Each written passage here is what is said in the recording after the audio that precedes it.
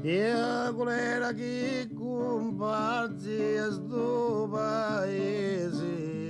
Number 2. Mario, I got a spot. Don't you E ad know? ancivise non ci può pigliare. Number 2. Mario, how's that spot? How's it going? Okay. In da beruto principe marchese. Okay.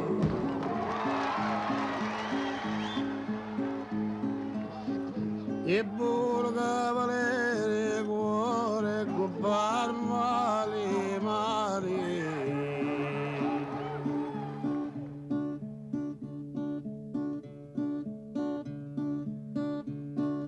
E a quella che comparsi a sto paese. Don't you go! Okay. Ad ancivise non si può pigliare. My family's been involved in this long before I was born. So I kind of like, when they say something is in the blood, this feast is in my blood. It runs in and out through every artery and vein and every blood cell, everything, every new blood cell list, it's still there too, you know? As a child, I mean,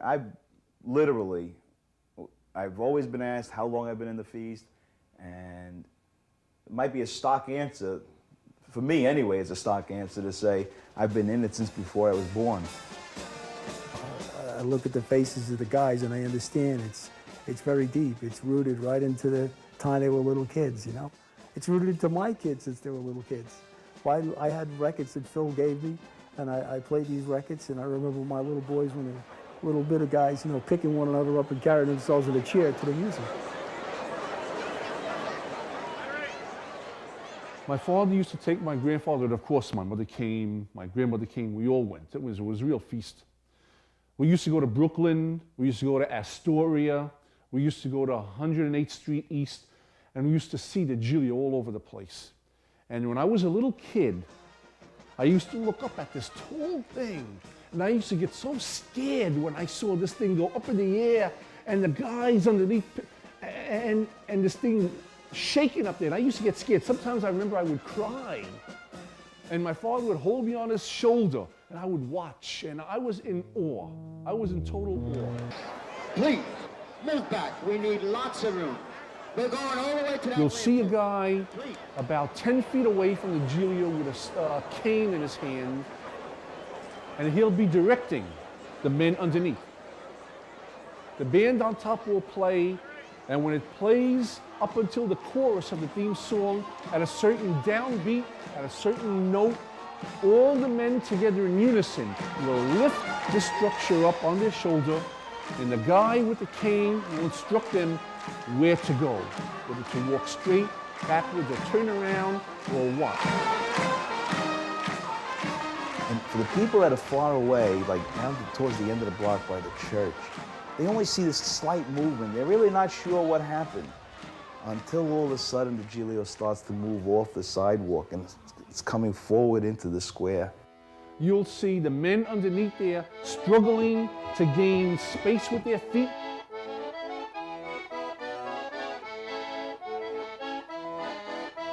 You'll see men with their arms wrapped around each other's stomach for support, or holding each other by the hand for strength just to keep it up.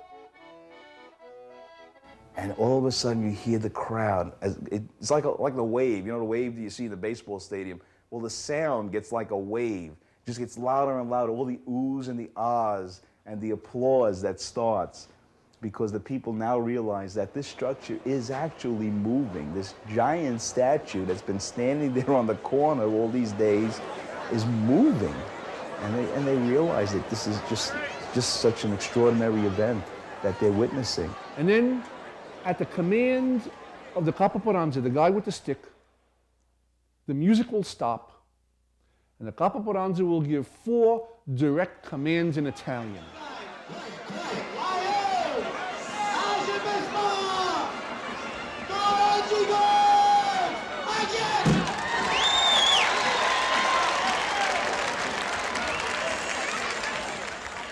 year that I did it, which was 1995, my brother Craig and my other brother, Dr. Paul Adio, it was the three brothers, we all lifted it.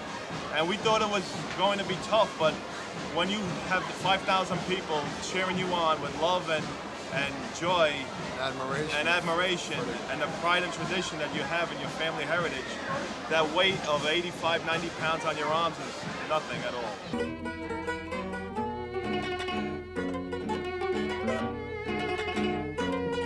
All I can say, I don't know how much they make because I really don't know their volume. But I know that almost every year on Giglio Sunday, by the end of the night, they're sold out. You can't even get a sausage. They don't. You get an odor of the last sausage cooked, but you can't get a sausage out there at all because they're gone. And the Zeppelin man the same way. I couldn't tell you how much he makes in the day because I really don't know. But I know at the end of the day, he doesn't have any more dough to throw into the hot oil. And he doesn't sometimes even have the hot oil to cook it in. But I know at the end of the day on Giglio Sunday and on the other days that they're sold out. See, that day everybody forgets everything, believe me. They forget their enemies, they forget their problems, they forget every single ache and pain they have. Every culture has their tradition and their rituals that they have brought over the ages by word of mouth and by action in order to keep their people alive. And the people from NOLA have brought their tradition over that started in the 4th, 5th century. And it's been going on ever since, year after year. Imagine the hundreds and hundreds of years where the world is moving all around you. But in this little corner of the world, the people are still living out a story and a legend that is in their blood and in their system. And they don't only hear the story, they actually live the story.